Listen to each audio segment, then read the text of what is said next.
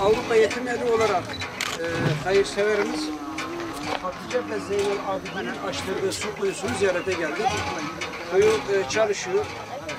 Buradaki ikamet eden insanlar bundan dolayı dua ediyorlar, memnundurlar.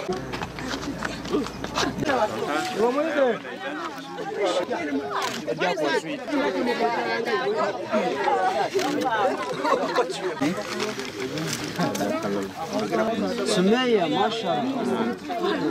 Evet, Uluslararası Yardım Kuruluşu Avrupa Yetim Evi olarak Uganda'nın Iganga bölgesindeyiz. Hayırseverimizin bize verdiği su kuyusunun kazmasını vuracağız.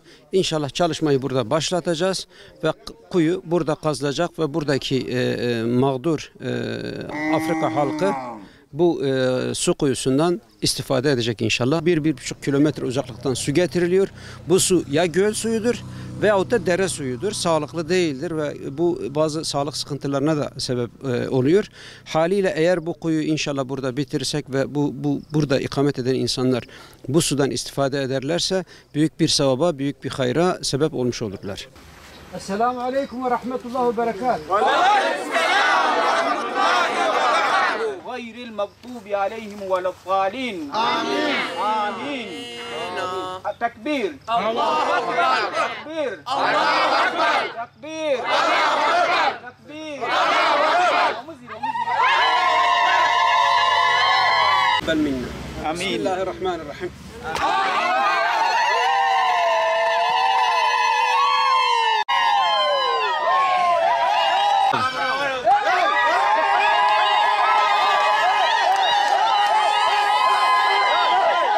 سمع الله لمن حمده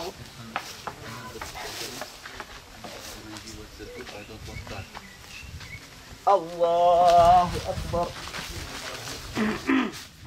Avrupa Yetim Evi olarak Uganda'da bulunmaktayız. Bir kuyu startı vermek için bu bölgeye geldik. Bölgede hocamızla tanıştık. Tabii ben hocayı deyince ben de camiyi sordum. Camimiz yok dedi. Namazı bu şekilde kılıyoruz. Bize de uygulamalı olarak gösterdiler. Hasır üzerine dışarıda. Tabii şimdilik bunun bir sıkıntısı yok ama bunun yağmuru vardır. Gecesi vardır. Burada elektrik falan da yok. Haliyle şartları çok zor. Cuma namazını sorduk. Toplu namazları 3 kilometre öteye gidip orada cuma namazını kılabiliyoruz. Orada bir mescit var. Yani bu bölgede başka dine mensup insanlar var. Onların ibadetgahları var. Onların sıkıntısı yok.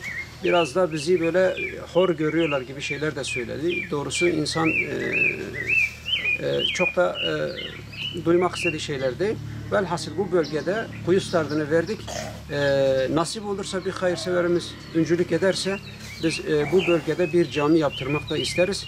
Bu konuda da hayırseverlerimizin desteklerini bekleriz. Şu anda bu bölgede nüfusunu sorduk. Müslüman nüfus 250 civarında Müslüman yaşıyor bu bölgede. Ve bu Müslümanların bir ibadet yerine, bir ibadetgaha ihtiyaçları var. Mescide daha doğrusu ihtiyaçları var.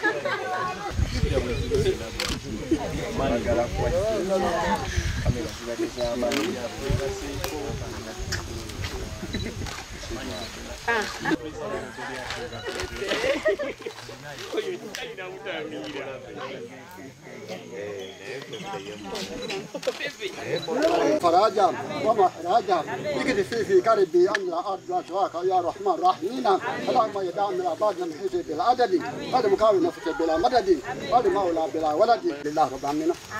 تقبل منا بحرمة الفاتحة.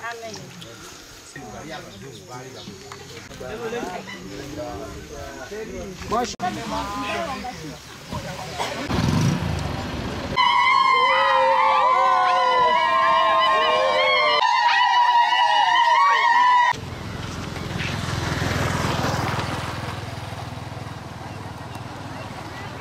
السلام عليكم ورحمة الله وبركاته. وعليكم السلام ورحمة الله وبركاته. Avrupa Yetim Evi olarak bugün Uganda'dayız. Ziyaretlerimiz kırsal kesimde devam ediyor. Şu anda bir kuyumuz için kazmayı vuracak, startını vereceğiz. Kuyumuzun sahibi Ramazan Servet Merve Mina Nur Miran Akdeniz. Doğrusu Akdeniz ailesi adına bir kuyu startını vereceğiz.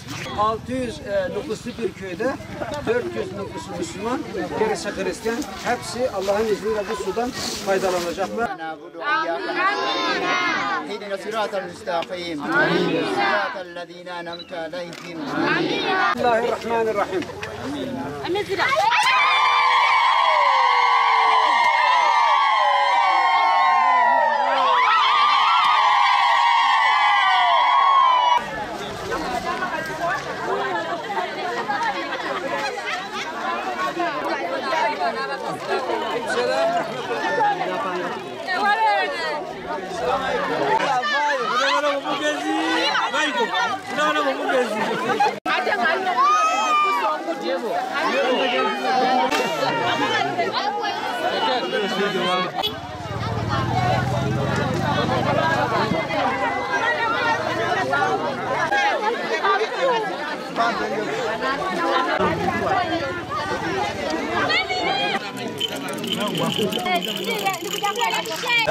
Anyway, they do it.